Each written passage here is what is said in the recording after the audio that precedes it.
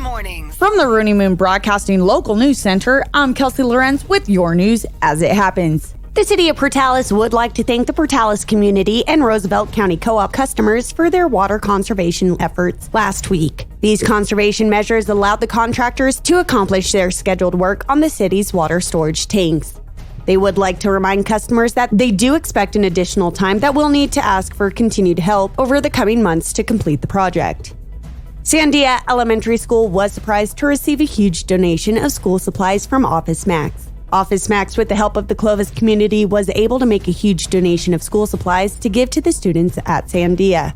Clovis Municipal Schools is grateful for the continued support of Clovis community members, churches, businesses, and more as the recipients of so much wonderful support and kindness.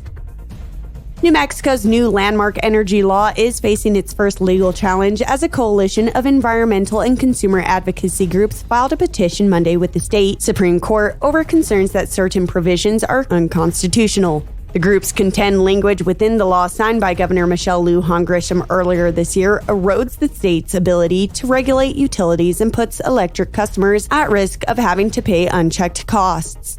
New Mexico officials are pulling out the stops to encourage 2020 census participation from promotional recordings in Native American languages to outreach to military veterans and oil-field workers who live in temporary man camps. At a conference yesterday at Isleta Pueblo, state officials said they want to overcome persistent roadblocks that have made the rural Southwest states' Native American and Hispanic populations among the toughest in the nation to count.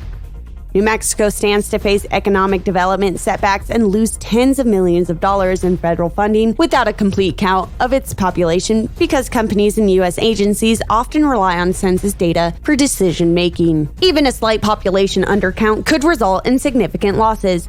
So developing local campaigns that come in addition to the U.S. Census Bureau's push to promote participation is crucial. The Texas Rangers are assisting the Dimmitt Police Department with an investigation after a 42-year-old woman was found dead in a vehicle yesterday night. According to the Texas Department of Public Safety, at about 7:20 p.m., Dimmitt police officers found a 42-year-old Raquel Salinas was found deceased inside a vehicle behind a vacant residence in Dimmitt.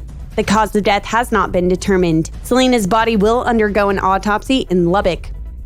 A Republican oil lobbyist and member of one of New Mexico's wealthiest families has announced she is running for Congress in what is expected to be a closely watched U.S. House race. Claire Chase told the Associated Press on Tuesday she will seek the GOP nomination for the state's southern congressional seat, currently held by Democratic U.S. Representative Xochitl Torres Small. Torres Small defeated Republican Yvette Harrell in 2018 to flip a traditional Republican-leaning district. Harrell and Las Cruces businessman Chris Mathis also are vying for the GOP nomination. Get ready to bundle up because the 2020 Farmer's Almanac is calling for a wild ride this winter.